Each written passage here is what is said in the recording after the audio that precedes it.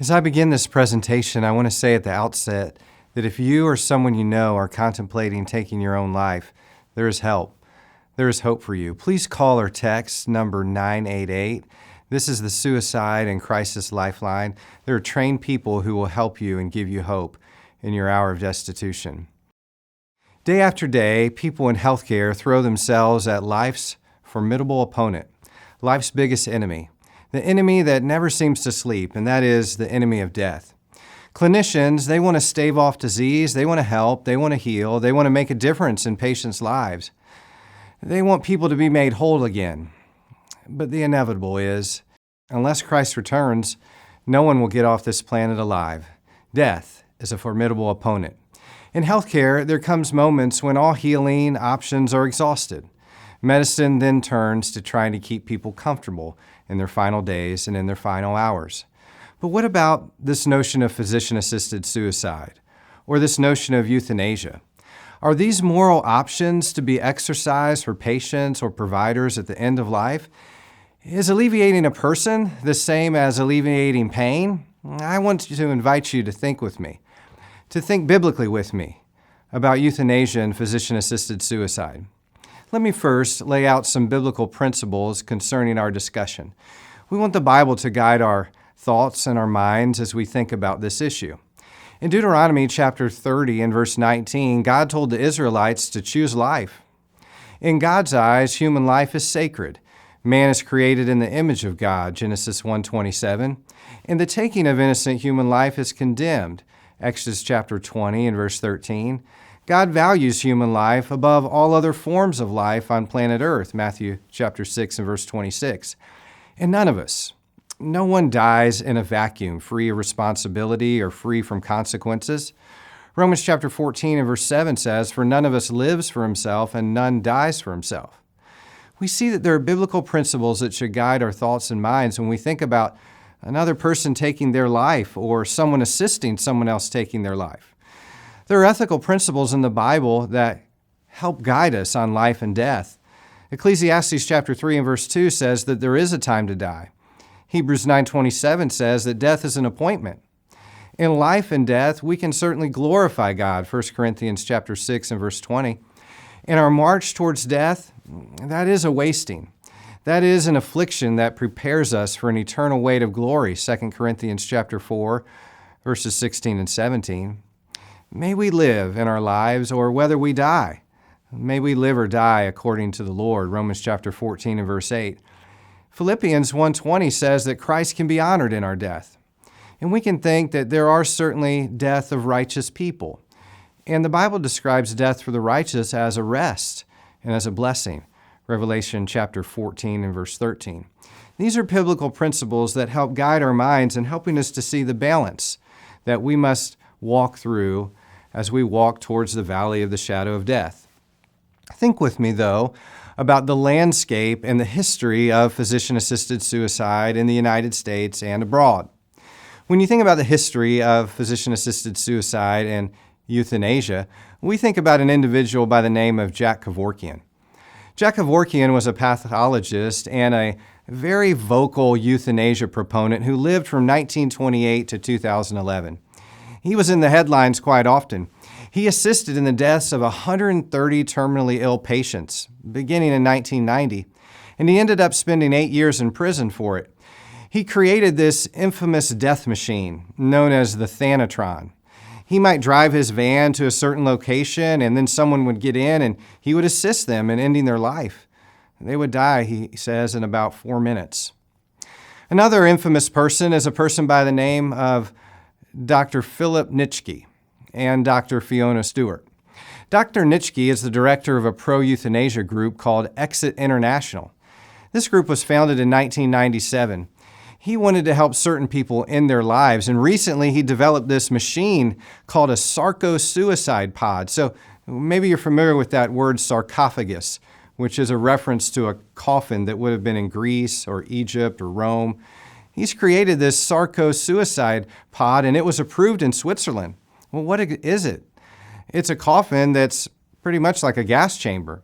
It's where a patient pushes a button and the pod flows with nitrogen and oxygen. The oxygen would go from about 21% to 1%, and the victim will die in about half a minute. Another infamous proponent is a man by the name of Derek Humphrey. He's written a book also about how to take your life. When you think about physician-assisted suicide, it's important that we make sure that we draw some important distinctions about what exactly it is and what it isn't. Physician-assisted suicide is when a patient voluntarily self-administers a lethal dose of medication that is prescribed, that is assisted, by a physician that terminates one's own life, also known as suicide. Now, a key distinction that we need to make here was when we talk about physician-assisted suicide, we're talking about the patient taking the final step that results in their death. That's different than euthanasia. But this word, physician-assisted suicide, goes by a lot of different names in the public sphere. Sometimes it's called medical aid in dying. Sometimes it's called physician-assisted death. Sometimes it's called doctor-aided dying. Sometimes physician aid in dying. Sometimes pharmaceutically assisted death, death with dignity, medical killing, directed dying, assisted dying, deliverance, clinician-assisted death. There's lots of phrases that describe what I'm sharing with you today about physician-assisted suicide. But in contrast to that, what exactly is this procedure known as voluntary active euthanasia, or VAE? Sometimes we just call it euthanasia. Voluntary active euthanasia is when the patient voluntarily requests that a physician commit the final act that would result in their death. The physician certainly intends death. Now, when we think about to our north in Canada, both physician-assisted suicide and euthanasia are legal, and they can be administered by a nurse practitioner or a physician. In fact, 13,000 Canadians have died from medically assisted death.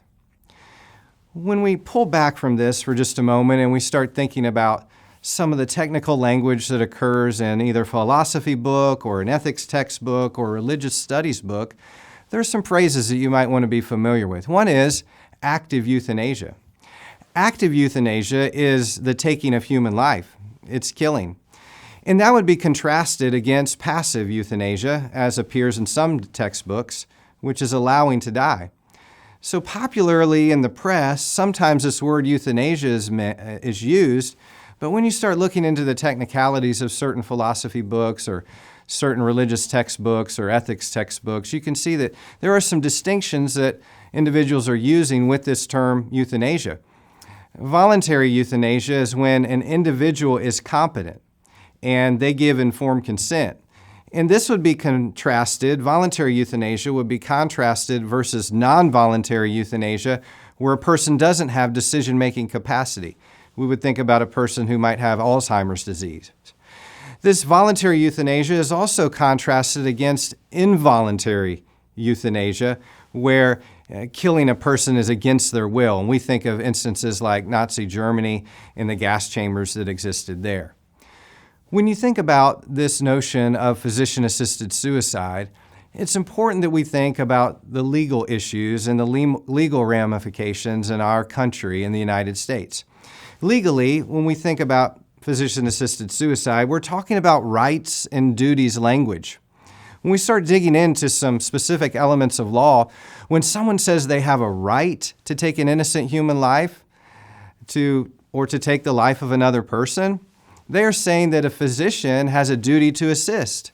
They're saying that the law has a duty to either step out of the way, a negative right or a liberty right, or provide the means, something known as a positive right, and that family, friends, society have a duty to respect this right. So when we're talking about the legalities here, we're talking about rights and duties language.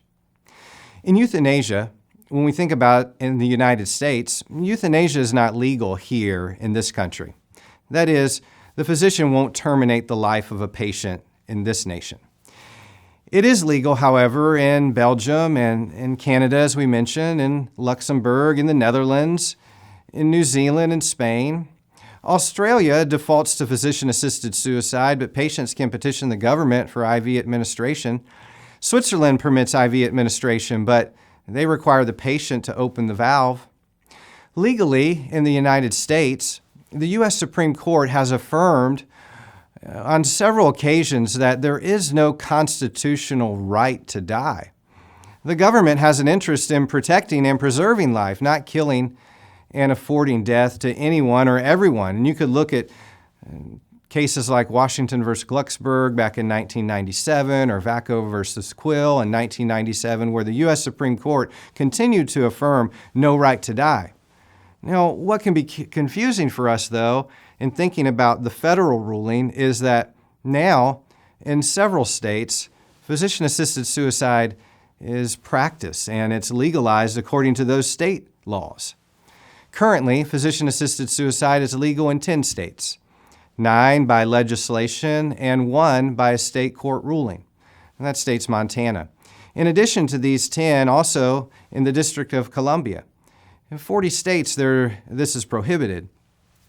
I want you to listen to some language in a statute that's going back almost 30 years in Oregon. This is where it began in the United States. It's the Oregon Death with Dignity Act. And I want you to hear the verbiage in this statute. It's interesting. It's something that we need to take soberly and seriously. Notice what it says. Nothing in ORS 127.800 to 127.897 shall be construed to authorize a physician or any other person to end a patient's life by lethal injection, mercy killing, or active euthanasia.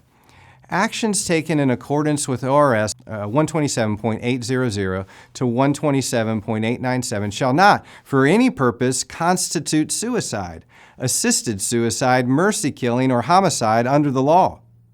Note, the state is legislating what it may be called.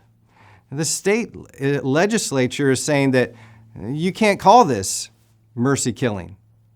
You can't call it active euthanasia. You can't call it suicide or assisted suicide.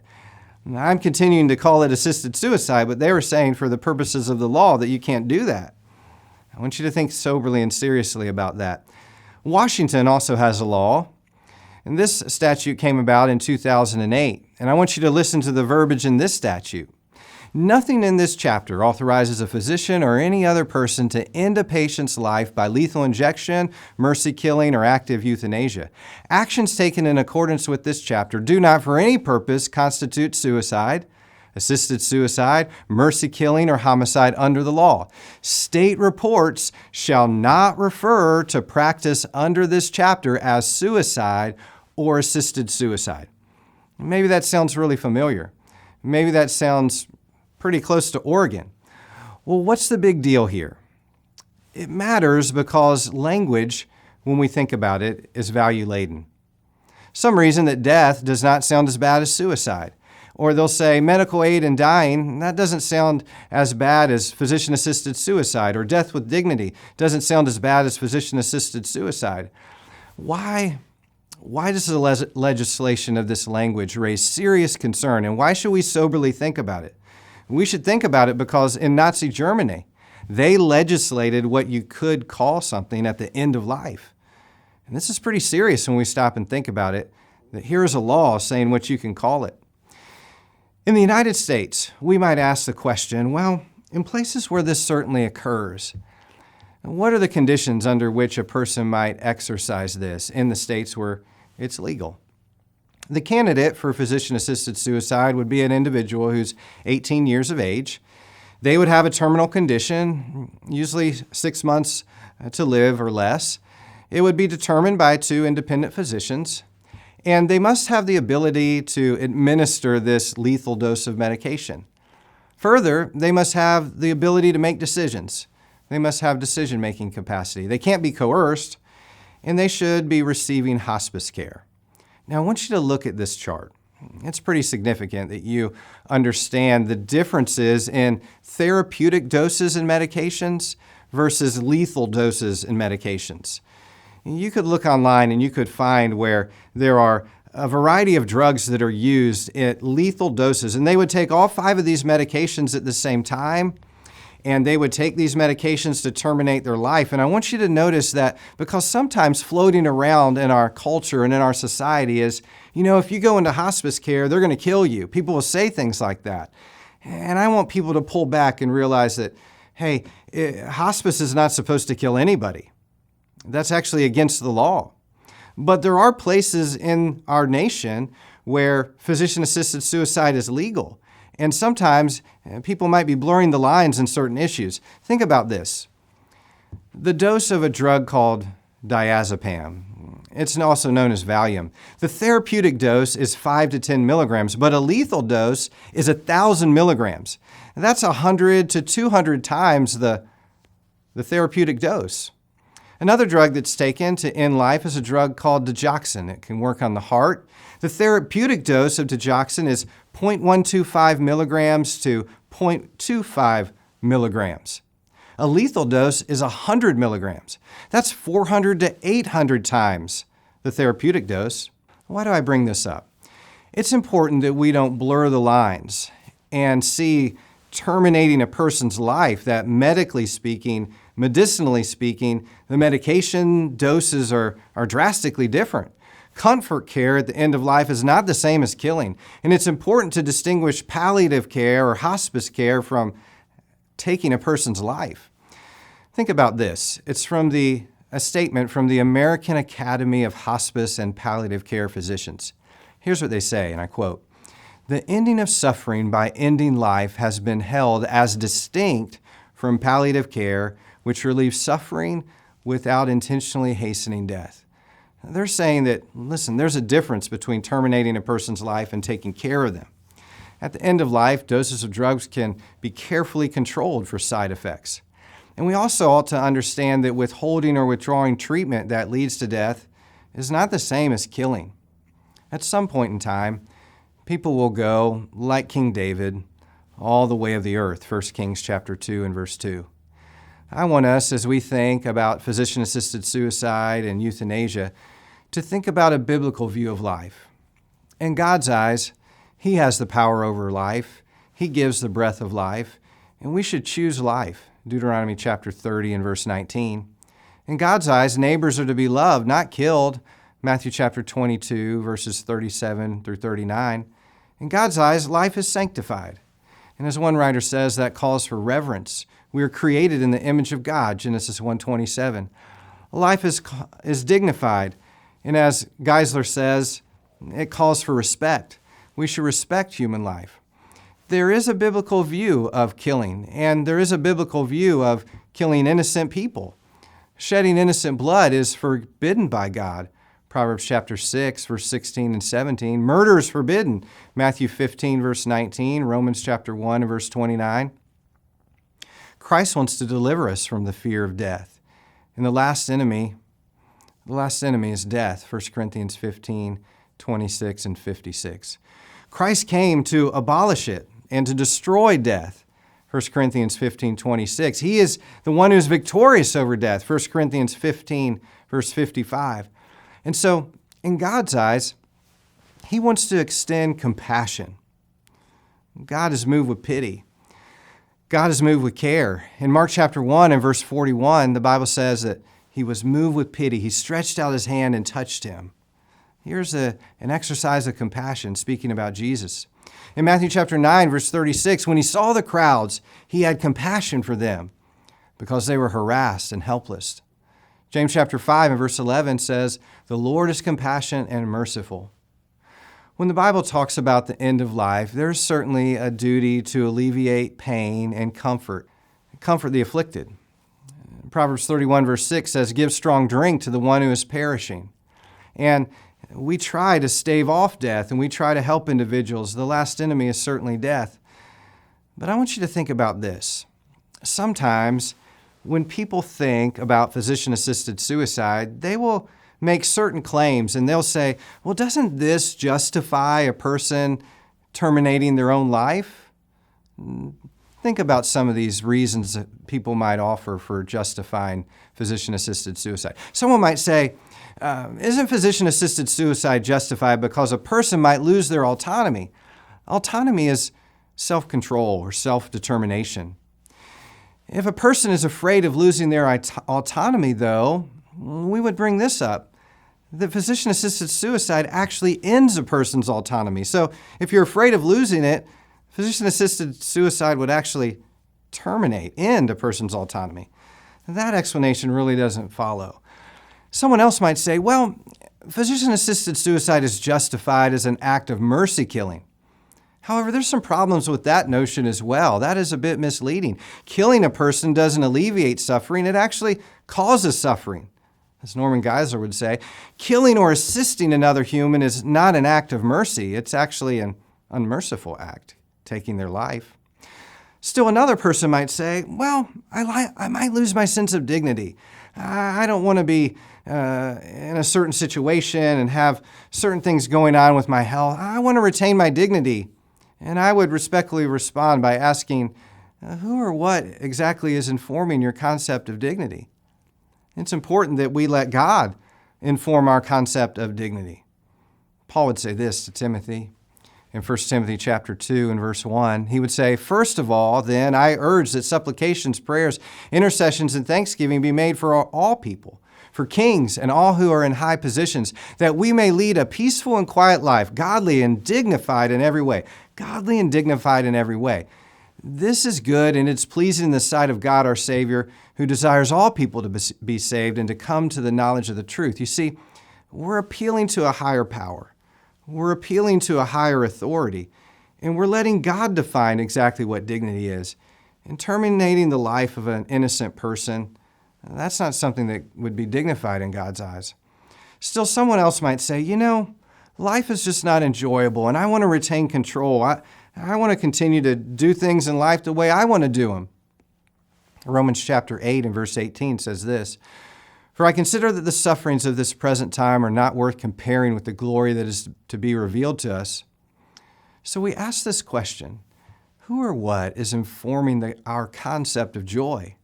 Are we letting God give meaning to our life through His Word? Are we letting human experiences, even hardship, and even getting closer to our time and death, are we letting those moments lead us closer to God? In some ways, our personal experience, we can use those for good or for evil. And God would have the blessings in life draw us closer to Him, and He would also have the hardship in life draw us closer to Him.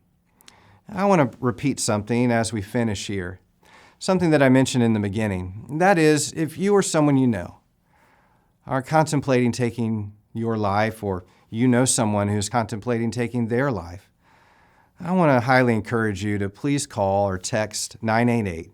Just 3 numbers, 988. It's the Suicide and Crisis Lifeline. There are trained people, again, who can help you and help give you hope and help get your feet on a more firm footing.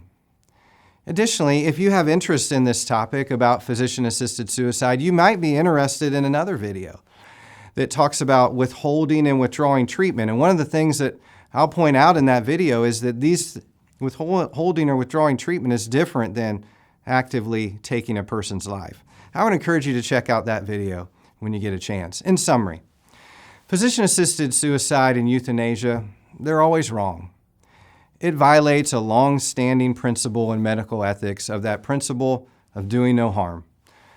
And more significantly, it violates a higher power, God's will through His Word.